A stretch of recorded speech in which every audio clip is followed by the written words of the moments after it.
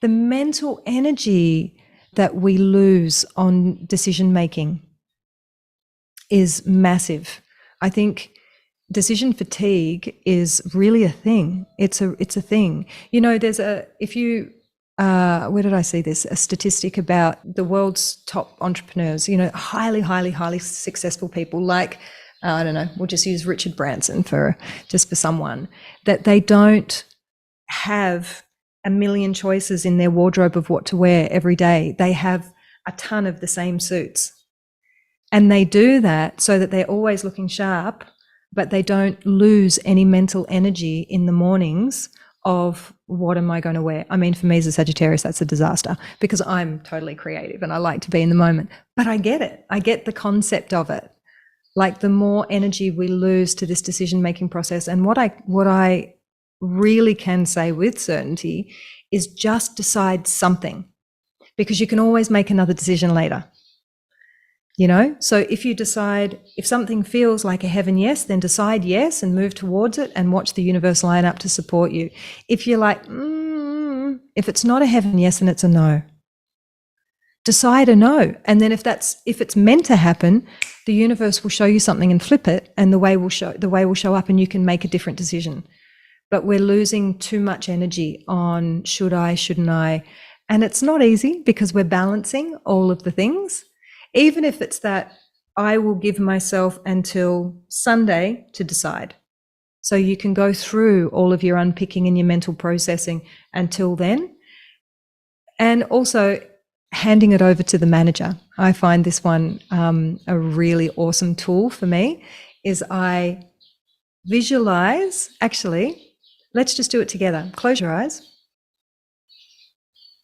Just take a nice deep breath in just to center and ground yourself here. Feel yourself in your body. Now, in your heart's eye, your heart's mind's eye, I want you to see in front of you a beautiful big altar of some kind, however that looks, a really stunningly beautiful altar. And onto this altar, you're going to place something that you are either working with, that you need guidance on, that perhaps you're making a decision on, that you're not sure whether it's yes or no, right or wrong, whatever it is. Place that onto the altar now. Hand it over. And as we do this, we're handing it over to the manager. We're handing it over to our higher self. We're handing it over to our guardians, to our angels. Now I want you to visualize, use that beautiful power of imagination to see your higher self, to see any beings that are working with you, that guide you, coming to the altar and taking that away. And as they take it away, you know that they are working on the highest possible solution for you, and that the outcome, the decision, the guidance is going to be delivered to you very obviously, very clearly, in ways that you can't miss, and in ways that you will absolutely understand and recognize. Take a deep breath in and feel that sense of relief that comes, of lightness, to know that you don't have to think about this anymore.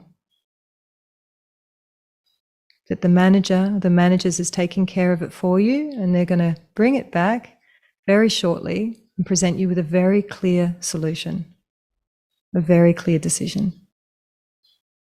Saying thank you and opening your eyes.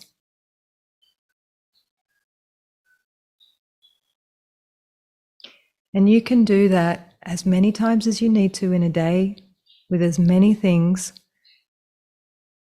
and just know that that is being taken care of, and it's going to come in a moment of inspiration, in a song, in something that someone says to you, and it's going to be clear and obvious as to what you need to do. And you don't need to do anything about anything until the sign comes, and then you act.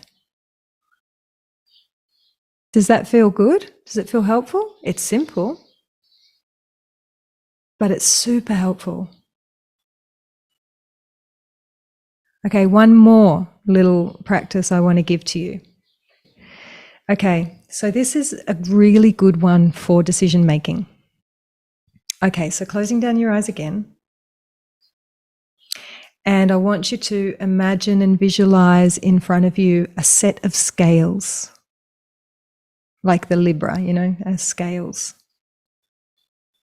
See them however they appear to you. And you're going to put on either side of the scale the decision that you're making. If you clearly state what question you're asking or what you need deciding on, and perhaps you have a yes on one scale and a no on the other, or however it feels good to you, maybe, I'm going to leave it to you, but just the two options. Should I go to Peru? Yes, no. Now turn around in your vision with your back to the scale. And on the count of 3, I'm going to count you in. On the count of 3, you're going to turn around and see which side of the scale is weighted to the floor. 1, 2, 3. Turn around. Yeah. Feel it in your body. Whatever that was that got weighted to the floor is for your highest good, for your highest self, and the best decision for you in this moment. And when you're ready, saying thank you to your high self and opening your eyes. Helpful? Super helpful. Awesome. Simple. But this is, you remember, this is what we learned from the cut, that the subconscious, the high self, the superconscious, it talks in shapes and symbols, not in words. It's simple, right? So it gets the mind out of the way, it hands it over to the high self, it hands it over to the heart, and it gives you what the highest is in that moment. You might change, life might change, so your decision might change down the track, but right here, right now, that's the best guidance for you. And in this way, you don't need to see clairvoyance. You don't need to go and see, you can go and see a reader of some sort if you want to, it's fun, but I don't, because for me personally, because I'm like, why would I want to? I've got it all in here. It's inside. I've only got to remember. Just tune in, ask yourself, you can never go wrong. Trust yourself.